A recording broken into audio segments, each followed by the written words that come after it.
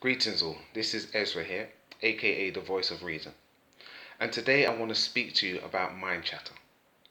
Mind chatter is all those thoughts, those negative thoughts and feelings that go on in the back of your mind.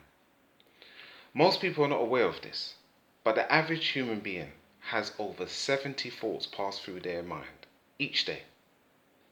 And the conscious part of our brain is only active 5% of the time.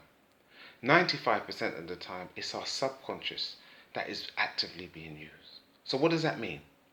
That means even though it may not be on the forefront of your mind, if you are anxious or worried about something, it's going to be ruminating in the back of your mind.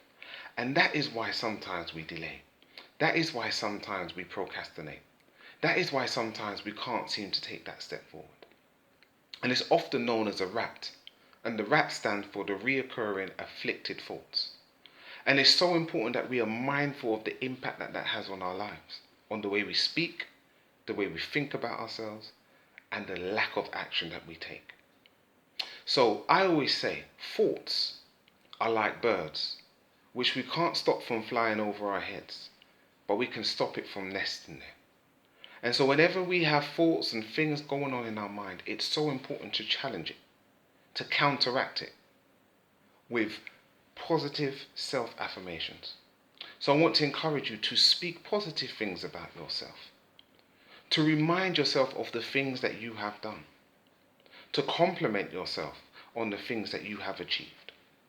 Because only by doing so, only by reminding yourself of what you have done, will you stand a better chance of being able to counteract those negative thoughts that go on in your mind. We all experience it, we all have to face it. But I always say this, that in life, we can either deal and crush the egg or have to deal with the fire-breathing dragon.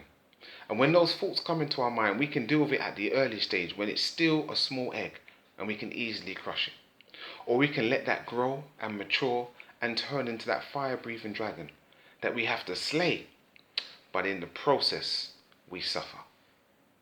So I want to encourage you today and remind you that the mind is the battlefield.